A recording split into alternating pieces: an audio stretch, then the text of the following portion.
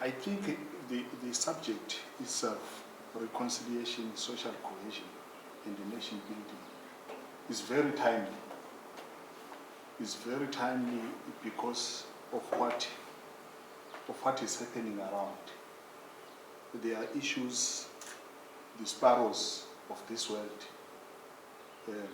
We recently saw the students in UCT talking about a statue, Roads Must Fall movement.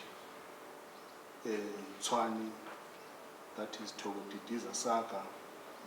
All those things are fissures that we need to, that say something about where we are now.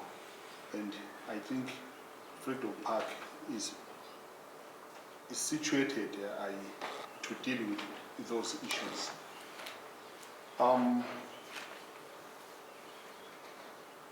While it is indeed the mandate of Freedom Park to drive this thing of nation building, social cohesion, and reconciliation, I think the institution itself is in an enviable position, because now you need to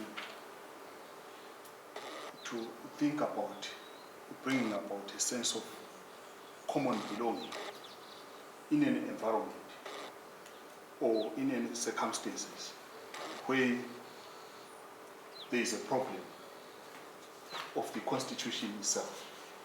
The Constitution comes with the liberal values of right of association, freedom of choice, freedom of speech, which sometimes can be used to do many things.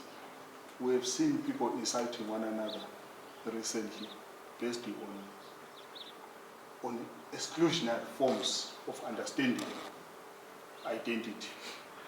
And they justified themselves, they said, is their right of speech, which means now there is a difficult task of reconciling the democratic values that sustain divisions.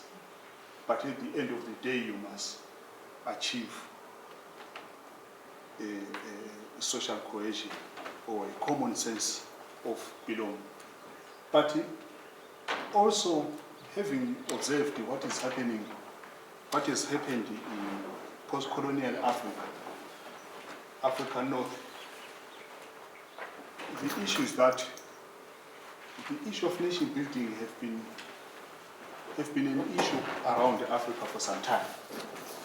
But people have approached it differently. And South Africa was lucky to be the late colonizer because it has learned something. In many circumstances,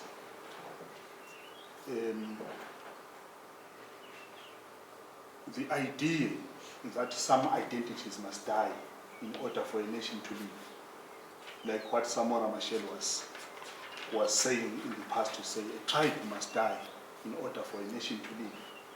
We have seen genocides, governments completely going to commit genocide, finish other people so that we remain with people who are the same. And I don't know whether sameness itself is a good aspiration when talking about the issue of nationhood.